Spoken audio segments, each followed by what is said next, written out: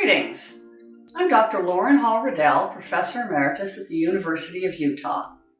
For the past 15 years, I've studied the beneficial effects on the human brain of time spent in restorative natural environments. On this channel, we will explore how the stresses of modern life can sap your willpower, your attention, your cognitive resources, your memory, and many other topics related to how to age gracefully, thanks to the power of restorative nature. Come along with me on this journey, won't you? Please join me now.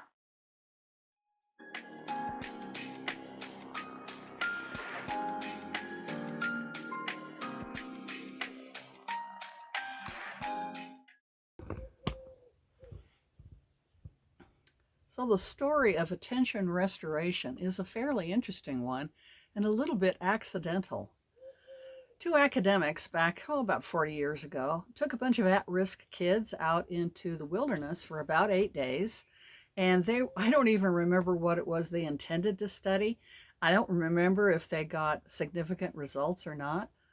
But what they did get was a whole new form of inquiry because of what happened to the kids in the wilderness setting. And they discovered that the pro-social behaviors, the behaving well kinds of things that they wanted to test, did improve, but it was the why. The why gave them a whole new foundation for decades of research about attention.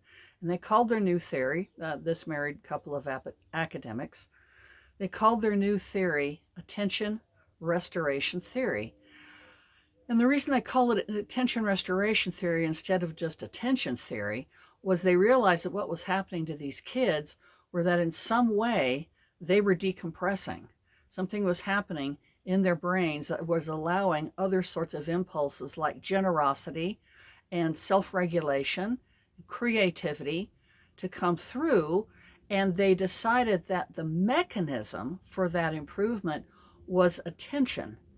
And they developed a structure, a framework, that true attention restoration, the kind that happens in restorative environments, has 4 components. The first one being a sense of being away.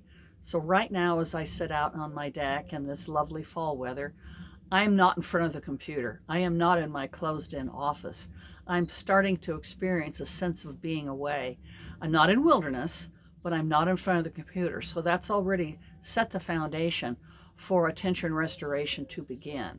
And the second one that I consider the most important is a sense of soft fascination.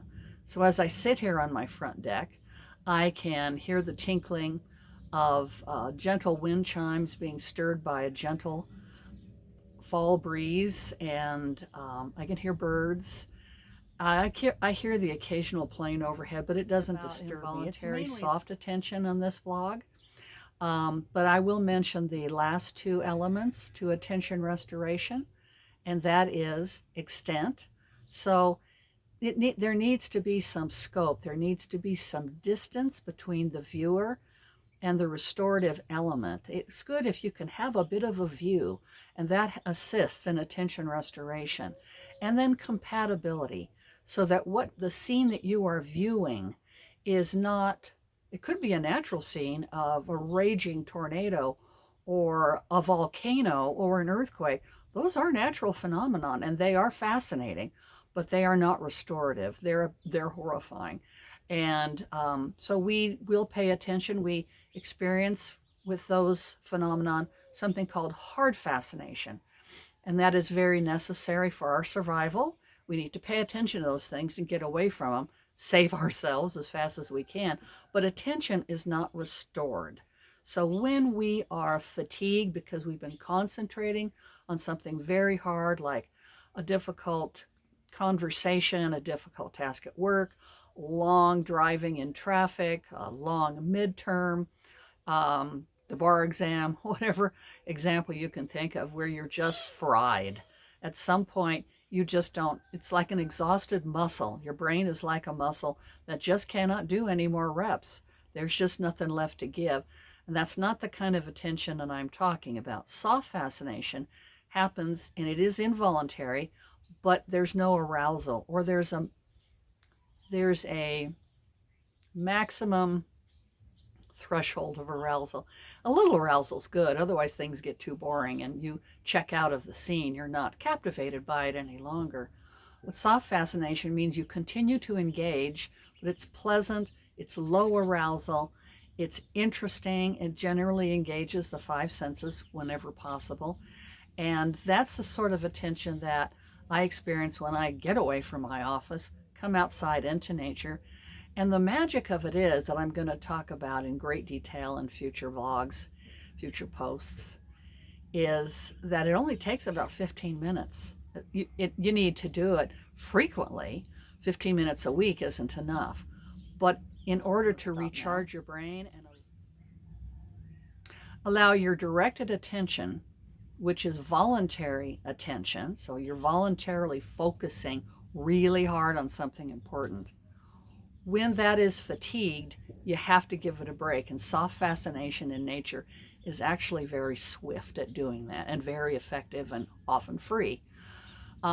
So once I am done with this, I'm going to go back in and focus once again on the computer. And I know that my attention, my focused attention, will eventually get fatigued in about an hour and a half.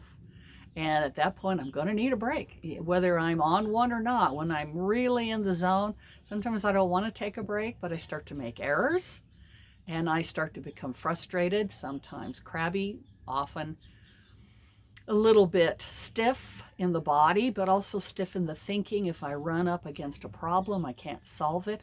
I just keep going in circles until I get away and either come out into this front deck where I can see some fall colors, or I go out onto the back deck where I can see my pack goats amusing themselves and amusing me as well. And that is soft fascination. And so that's the topic I will be speaking about in the next, probably for many weeks to come. But there's also things that have to do with activating the brain in certain beneficial ways through time and nature that stray outside the bounds of attention restoration, and I will address those things too. So please do come back, stay with me. Oh, and by the way, watch this video at the end. You're going to have a 1 minute, not a couple minutes.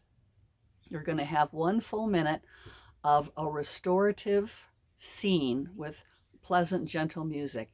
If you feel stressed out, 1 minute isn't enough, but it's better than nothing, and it will adjust your breathing. You'll find that your breathing rate deepens and slows. But if you really, really want, if you're able to, if you really want to have that 15 to 20 minutes of soft fascination that resets everything beautifully, then getting outside is the best. Sometimes we can't always do that. So watch the natural clip at the end and see if you don't start to feel a little bit less stressed out and a little bit more decompressed. And we'll be seeing you soon. Bye-bye.